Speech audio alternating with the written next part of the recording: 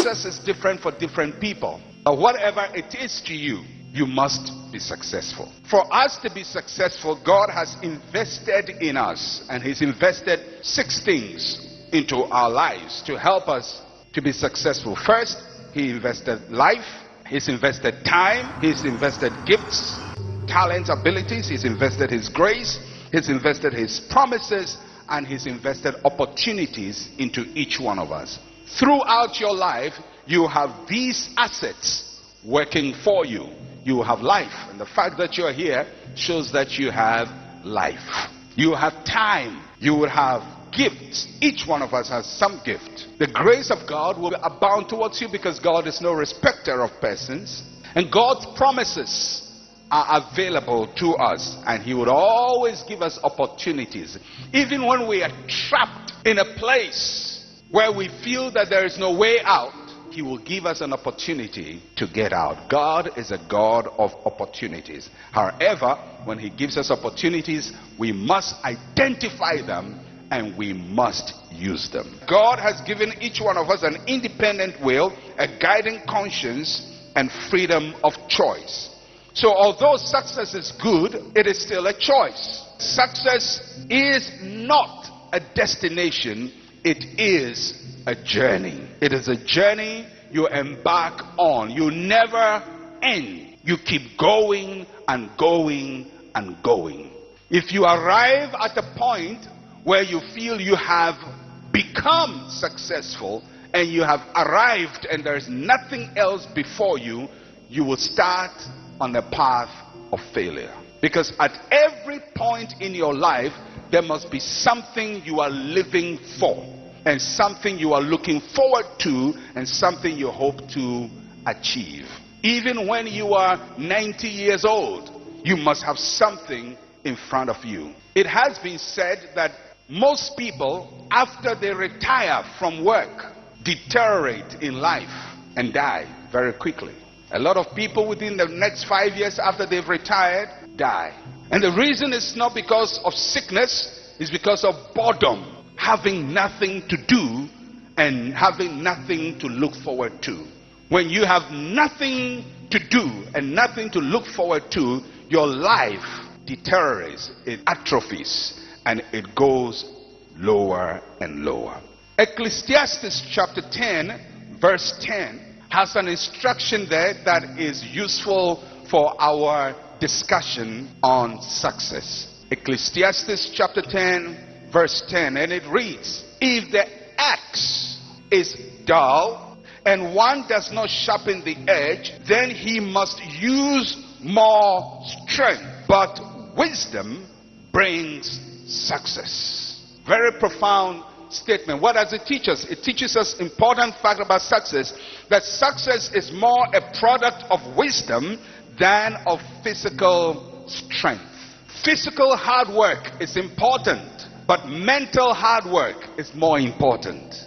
Working with your mind is more important than working with your physical strength. Many times when I listen to people, sometimes politicians, sometimes social commentators, talk about some of the difficulties we have in Ghana, they urge the youth to go back to the land and farm as part of the way of moving this nation forward.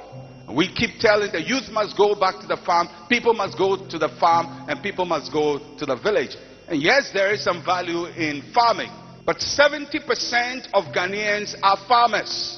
And yet, we are not able to fully take care of ourselves and our physical needs. 2.5% of Americans are farmers. Yet, they are able to provide the food needs of the United States of America, be able to save food stocks for about 30 years, be able to export food and donate food freely. It is not the physical strength and the quantity of people, it is the knowledge and wisdom we use in our work that matters. Success is not in quantities, it's quality. We don't need many farmers in Ghana. As a matter of fact, we need to reduce the number of farmers we have. We need quality farmers. Just 5% of the people who will do a quality work, not 70% of the people who would use old, outdated, antiquated, dilapidated, discarded methods of farming, which only fed a simple village, but has no capacity of feeding a metropolitan society. And until the knowledge base changes, we will apply a lot of strength and achieve very little. But wisdom produces success. Success is not a product of physical hard work. It is a product of wisdom. That's why the Bible says, in all you're getting, get wisdom. It's not how hard you work. There are so many sincere, hard-working people who achieve very little for their lives or with their lives because the base of knowledge, the stock of knowledge they are using is very, very rudimentary. Success is a product of your attitude. There are some attitudes that are not suitable for success. You must have a suitable posture. You must have a definite purpose. You must have clear perspectives, your vision. You must have a desirable prize, something that you want to do that inspires you, that is desirable. You must have inspiring passion. You must have mental precision. And you must have deep-seated principles. Objective priorities. The interesting thing as you look at a concept like success is that so many ingredients produce one effect called success. It's almost like making a soup. In Ghana, we have different kinds of soup. We have garden egg soup. We have a groundnut soup. We have palm nut soup. We have a green soup and other exotic soups. Now, when you are making palm nut soup, although you call it palm nut soup, the ingredients in a palm nut soup are more than palm nut soup or palm nut. You have other things that make a palm nut soup palm nut soup. And that is how success is like. There's so many other ingredients that come into the play. And yes, sometimes you can get palm nut soup and there is palm nut soup, depending on the ingredients and the mixture and the timing. There is some palm nut soup that is cooked. When you leave it aside for about 30 minutes after it's been cooked, there will be a separation of the waters from the waters, according to the Bible. And you would see that something has happened. It's palm nut soup, but it was mixed in a certain way that produced that effect. There are some that are thick, some are light, some are more spicy, whatever. And that's how success is like. We all can have the same ingredients, but we may mix them differently and we get different results. And that's why I'm giving you all the ingredients, and I'm hoping that you will mix them in the right proportion. Priorities, objective priorities. Matthew chapter 13 verses 45 to 46.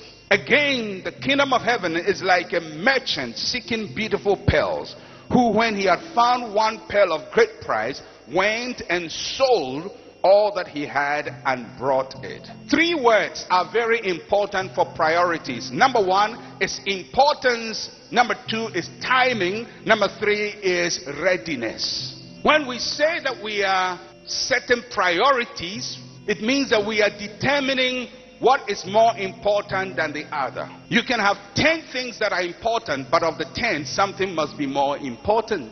You can have 50 things to do in a day, but which one is more important?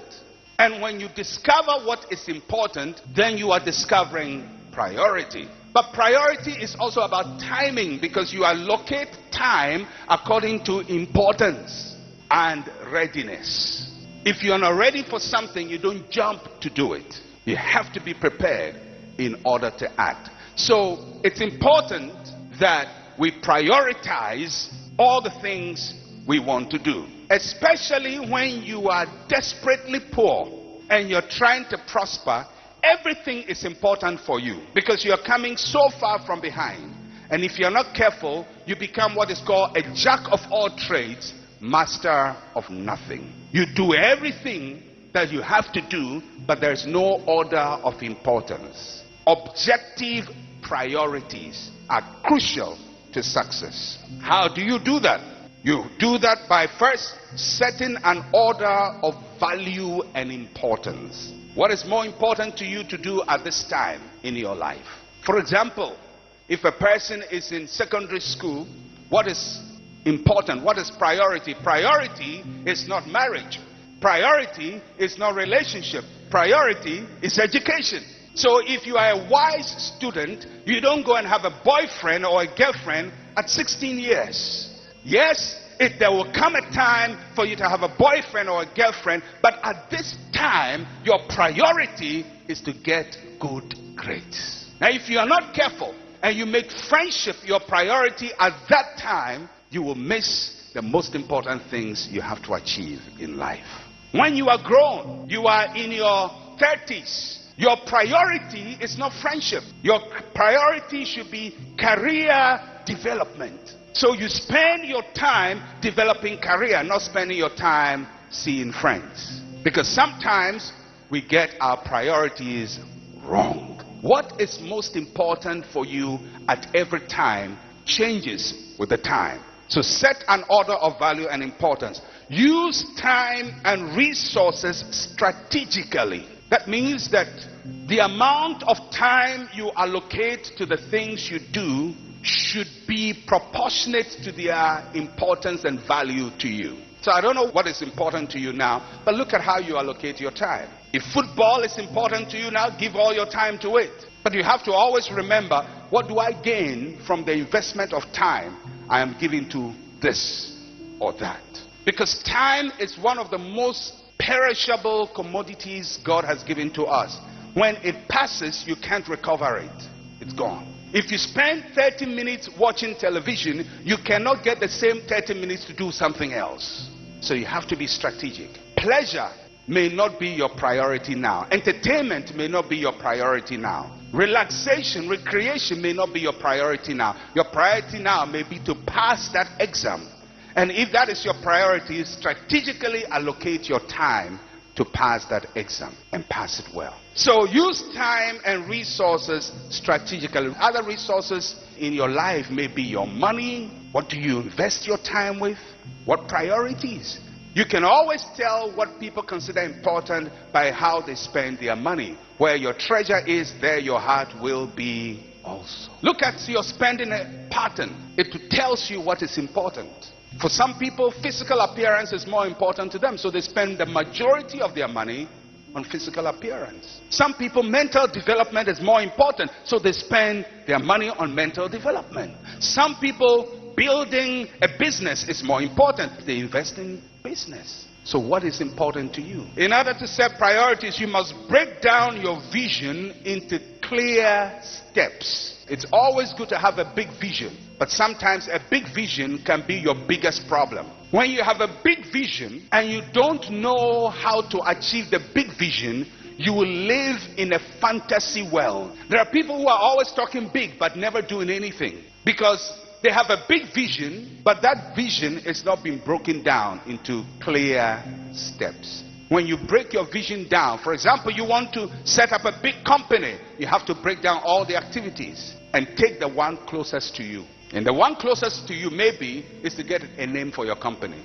It doesn't cost money. It doesn't take capital. Maybe to go and register your business. Maybe to take time and write down your business ideas. These are steps you take and they don't cost money. Now, if you sit down, your vision is instead of a big business, and you now allow capital or lack of money to become a hindrance to you, you may never take any step towards your vision. So break it down. If you break it down, it's easy to solve. That is what mathematicians do. They break down a problem, and when they break it down, the solution emerges at the bottom. If you can break it down, you have the answer to what you're looking for. Every huge vision has got small components, so look for those small components and break them down. And every step you take in your order of priority must build momentum as you go along. Momentum means that if you take one step, it should urge you to take the next step. You don't take a step that brings you to a dead end. You take a step that helps you to a next achievable step. Each step must build momentum. It must help you to build. Yes, you set up, you write your company name. The next thing is you go and see a few people who are doing the kinds of things you're doing. That is achievable. You're building momentum. The next thing is you have some ideas, you have some paperwork there. The next thing is that you're going to register. Next thing you're going to do that. Next thing you're going to do that. So every step leads you to another step. Every step must lead to another step. Sometimes we take big steps, and after we've taken them, we come to a dead end because the second step was not available. It was not properly thought through. And when you do that, you lose momentum. And if there's anything you need in life, it is called momentum. Don't forget momentum. What is momentum? Have you tried pushing a car which is stuck before? In Ghana, it happens all the time. When a car is stuck and you are pushing it, and you put your hand behind the car and start pushing, it's so difficult to move it the first time. But after you move it, it starts moving easier and easier, and now the tires themselves are in motion. It's called momentum. They build momentum, and after some time you start running and pushing at the same time. It's like when you are opening a very tight screw. The first effort to move makes the rest easier, and you move and move. That's momentum. So every step you take, most of the time the first one is the hardest one, and then you have to allow it to build momentum so that your movement becomes faster, easier, and achievable. And that's what priorities will do to you. They help you to build momentum. Flexible plan. It's good to plan, but plans can also become a limitation, especially when we are not flexible with our plans. We decide one thing we want to do, and even when it is not possible to do it the way we want to do it, because it was our plan, we still want to do it the same way. You have to have a flexible plan, especially in this time in the world when global changes are so fast and quick. You can't just have an idea 10 years ago that will work today. So your plans must be flexible. New laws come into force, new protocols come into force, global environment changes. Being an export business, and all of a sudden budget is read, it changes the laws, parliament passes a law, and all these factors change the factors that made you decide the first time what you have to do. So your plan must be flexible. It's good to be determined, but be flexible. Part of your mind should be set, another part should be open. Most of the time when I'm doing something, I have my main objective about what I want to do, but I have about 2 other alternatives I'm thinking through, so that if it doesn't work this way, I can consider the other alternatives. You must have a plan B and a plan C always at the back of your mind. You don't implement A, B, C at the same time. You implement A, but if you hit a roadblock, B must come into shape or must come into practice. So you must have a flexible plan. Acts chapter 16 verses 7 to 9. This is the Apostle Paul, who determined to go to a certain place to preach the gospel. And every time he determined, he found roadblocks. And listen to how the Bible records it. It says after they had gone to Mysia, they tried to go to Bithynia, but the Spirit did not permit them. So passing by Mysia, they came down to Troas, and a vision appeared to Paul in the night.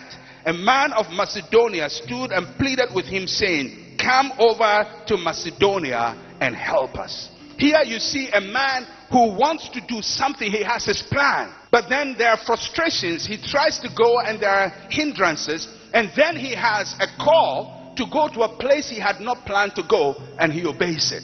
It's called flexible planning. He's determined, but he's also open to alternatives. If you're successful, you have to have that kind of thinking. Be determined, but be open to alternatives. Alternative plans. Not alternative in your principles, but alternative in your plans, the actions you want to take. Some of us, it's like a small toy car which is programmed to go forward. It goes forward. When it hits a wall, because it has been programmed to go forward, it hits the wall, it comes back and hits the wall, and comes back and hits the wall, and comes back and hits the wall, and comes back and hits the wall, because there's no programming in it to say every moment they are changing their minds. Be determined, but be still open, so that when you hit a roadblock for several times and you're not making the progress you want to make, you can consider alternatives. Alternatives that will lead you to the same place you're trying to get to. Not alternatives that will lead you totally far away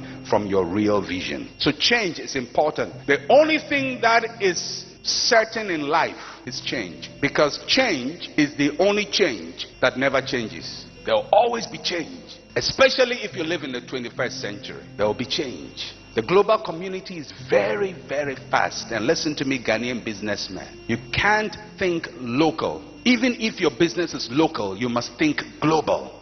Because global factors impact on your local business. You may be doing something here, and then all of a sudden the Chinese are producing it, and they dump your country with your product and knock you out of business. You have to be adaptable. Don't say, well, this is what my father gave me, this is how it was, this is how we used to do it, and do it all the time. No, the Chinese have come in, they've changed the equation. You can't kill them. There are over 1 billion of them. They won't die. They're going to be alive. What are you going to do with them? How are you going to survive with the Chinese competition? What are you going to do with the Indian competition? So change is important, and you have to adapt, and you have to be open. And how do you do that? Accept the inevitability of change. Accept that change is inevitable. When we say something is inevitable, it means it's there. It's always going to happen. Change is inevitable. Even in the church, change takes place. Some time ago, people only attended church, the church they were born into, and they died in that church. And if you remember, most churches had a cemetery right by. It indicated the philosophy of the church. You are born here, you will die here. And so when people were born, they said, this is my mother church. They stayed in that church until they died, and they were decently buried close by the church. These days, an average person will attend about 8 different churches in a lifetime. Some of you, this is about your 6th. You have 2 more to go. So I cannot pretend that the members I have in my church are going to be there all the time. I know that you will not be here all the time. So I can't have the mentality of a settler pastor in the past who thought his congregation will always be there. Even your children, you can't predict the church they will attend. Change. People used to attend the church closest to them. These times, because of cars and highways, people are able to drive distances to go to church. That's why you don't need to ring the church bell again, because the people are staying about 20 miles away from the church bell. Where I live, if we had a bell here and you rang it, there was no way I would hear it, because I live several miles away from this church. So change has rendered certain church cultures obsolete and impractical. And if you insist on doing it the old way, you will insist on digging your own grave. If change is happening in the church, then you business people are in big trouble. Yes. Some time ago, if you were a seamstress or you were a tailor, you had a lot of goods. And people came to you. This time, second-hand clothes and cheap imports are knocking all of you tailors out of business. You got to change. Don't change tailoring, but you have to change how you do it. If you want more information, consultancy. Number 2, don't complain when the game changes. And that's one of the big problems we have in this country. People complain, it used to be like this, it's no longer like that, and we used to do it like that, it's no longer. In 1966, I said, why? Aren't we moving forward? One of the things that I can understand is when people say, we want to develop Ghana to recover its past glory. I don't want the past glory of Ghana. I want the future glory. Not the past. Why can't we think in the future for a change? In Kwame Nkrumah's days, thank God for Kwame Nkrumah. I can't resurrect him, you can't resurrect him. He's dead and gone to his grave. Gone to his grave. We are alive and kicking. Don't complain when the game changes. Don't complain when the nations of the world change the games, or the WTO changes the game. We have to study the new game plan and work with the new game plan and find the loopholes in the new game plan and win with the new game plan. Can't always be complaining. Things are not the way as some time ago, the way people come to church and they stay in one church forever. These days people come to the church and they are going, and so what? They are going, so you have to adapt. Respond thoughtfully to new situations, and the operative word there is thoughtfully. Don't just respond because change. Things are changing, so change. Think it through. Look at the implications. Look at your strength. Look at what you can do. Look at how you can reposition yourself. Respond thoughtfully to new situations. Number 4, make use of new information and technologies. All of you who are not computer literate, you are behind time. You are fossilized. You have no clue what's going on now. If you are not computer literate and you are above 60, I don't blame you. But if you are not computer literate and you are below 60, you are in big trouble. Even above 60, you can try to catch up, but you've done a lot and you've built your lifestyle and your habits already. Some of you are in your 30s, in your 40s. You see a computer, you think it's a monster that will arrest you. You can't type, you have to write everything longhand. Hey, times have changed. These days, everybody must type. Everybody. Makola woman must type. Oh yes. Go to other countries. Go to India. Farmers are using computers. Illiterate farmers. Tomato sellers are selling with computers. And we are still putting the tomatoes on the floor. Listen to me. Life is not kind. And life has no favorites. If you don't learn to play the game properly, you are gone. Whether you are a hairdresser, you are a seamstress, be computer literate. You are a carpenter, carpentry with your computer. You don't do measurements and build chairs that are flying in different directions. Program your things well. Design them. Keep your blueprint well so you can always recall them from your computer. Learn how to design with AutoCAD so you can keep your designs and work on them. Every message I preach is in my computer. Every message. So I can always go back and work on them and add and subtract and refine. Every message I preach, I put it in PowerPoint. So I can always go and add this and take it and improve it. The thing is, when I take an old message and I improve it and I preach it, you don't even see. I'm the only one who knows that this is the old, recycled, represented, rechristened. It's like Mercedes-Benz coming up with new models. It's the same old model. But they call this one is turbo, this one is this, and this one is that, and this one is that. C-class, E-class. It's all the same, my friend. So make use of new information and technologies. Number 10 signposts. You must follow the right path. The fact that you must be open and flexible doesn't mean every path is right.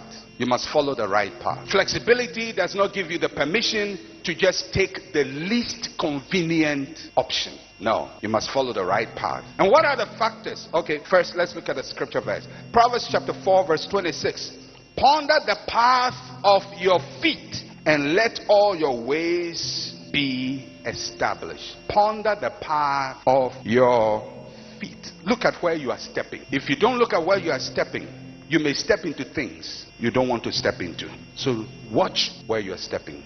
Calculate the consequences of your actions. 3 things you must consider in order to be on the right path. Be purposeful, be ethical, and the path must be useful. The path must be purposeful, it must be ethical. Being open does not mean go and be a crook. Follow the right path. Be ethical. Be professionally ethical. The path must be useful. How do you do that? Deliberately choose your actions. Don't just react. Don't just respond. Choose what you want to do. Think it through and choose it. If you want to drink water, think before you drink. If you want to eat food, think before you eat. Do you know if we thought really before we ate and drank, we'll make better choices? Because this food you are putting into your mouth, what is the caloric value? How many calories?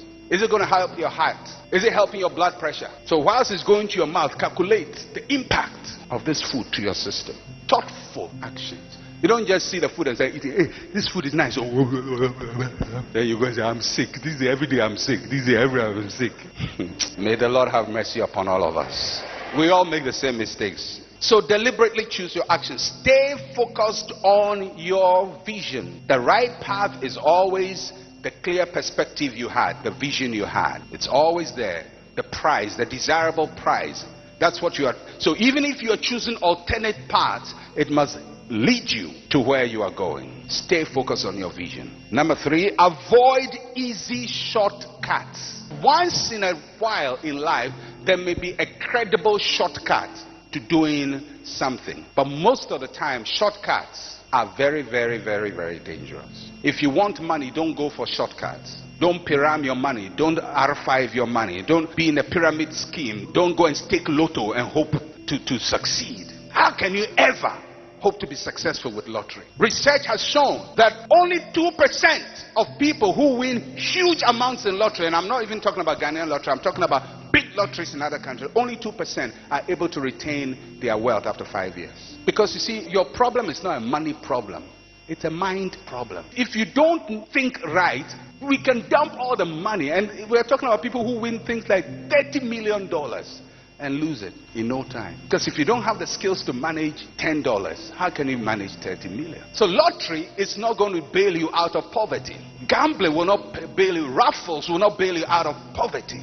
And these days, everybody's doing raffle and lottery and raffle and call this and you get this and call that and you get it. And most of us, we think that one day, we too will be well. Life is not a gamble, my friends. It's purposeful and it is long term. So don't go for shortcuts. If you want to be great, don't go for shortcuts. If you want to be recognized, don't go for shortcuts. Don't just go shouting your name and promoting yourself and thinking if you promote yourself big enough, you will become great. I can guarantee you can promote yourself to a position, but if you don't have the skills to retain that position, you will fall like Humpty Dumpty. Humpty Dumpty sat on a wall. Humpty Dumpty had a great fall, and all the king's men and the king's chariotsmen could not put Humpty together again. If you promote yourself, you'll be humped and you'll be dumped and nobody can put you together. You don't go for shortcuts. You follow the path and pay the price. Live by the principle of sowing